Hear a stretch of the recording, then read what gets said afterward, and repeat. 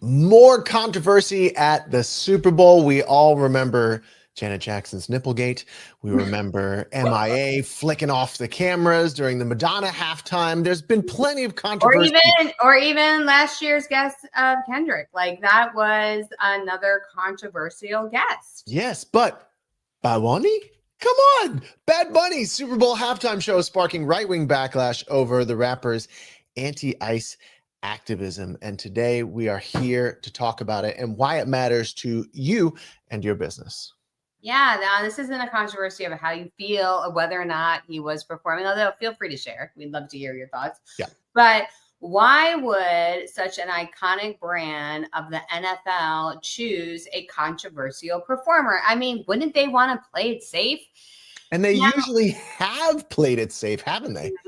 They have, but here's the thing. They're in major competition, much more so than ever before, because it used to be there was only 4 or 5 main channels that you would watch, and especially on a Sunday.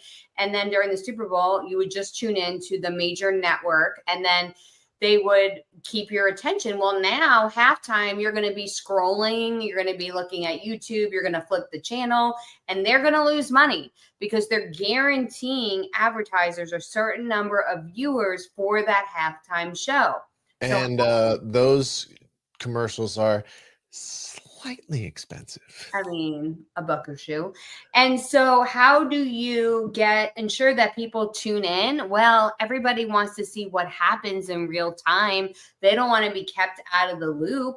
They want to tune into what's going on. So by putting a controversial performer on who has been at odds with certain media outlets and certain political leaders, you have people tuning in just to see what happens. Yeah. Now, and here's, go ahead.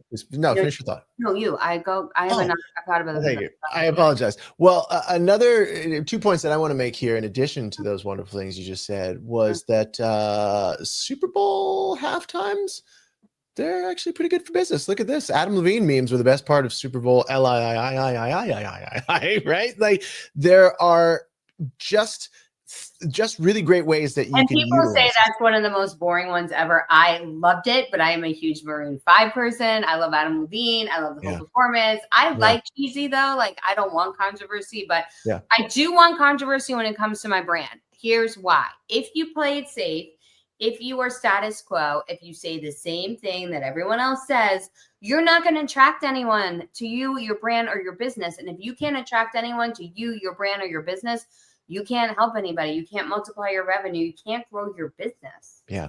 And you have to take risks.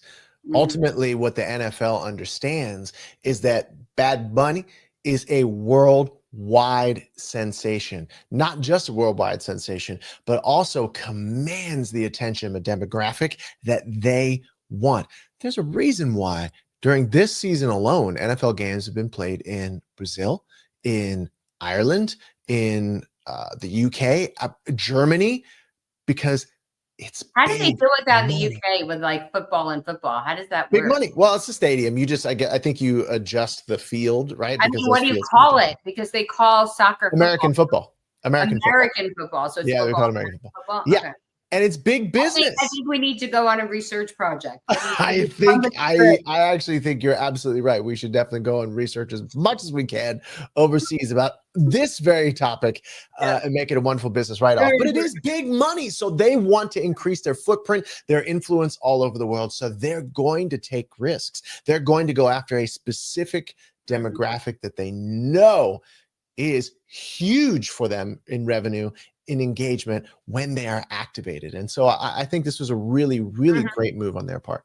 So a quick way to start doing this inside your business, it's a little less scary than a night that you need to make all the money for all of your clients, bringing in someone controversial, because it's probably not the number one way to start, is to literally think about a lie your prospects believe, like a false narrative, a false truth that they believe, and you start speaking full power towards that one thing. So for example, one of the things we talk about is people saying, I was too busy.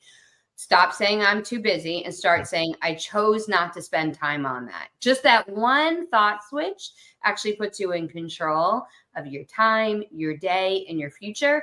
And when you stop leaning on what other people say, because this is another controversial thing I say, if you want average, then you're going to get average. If you're going to do what everyone else does, you're going to get what everyone else is, which is overweight, broken, and unhappy relationships. If you want something different than that, you have to do something different, which includes using different words to describe your day. That's controversial, what I just said. I might get a little bit of hate for it. And that's okay with me, because I want to attract people to our business that we actually want to work with, which are the action takers. You don't have to be as controversial as myself, though. Absolutely, 150%. And if you're feeling a little some kind of way about this, let us know in the comments. Do you agree that this was a great choice by the NFL? Do you disagree? Do you think that, yeah, you should take some risks, maybe be a little bit controversial? Or are you someone who likes to play it safe in your business? There's no wrong answers. We just want to hear from you. So go ahead and drop a comment, and we'll see you next time. See you next time.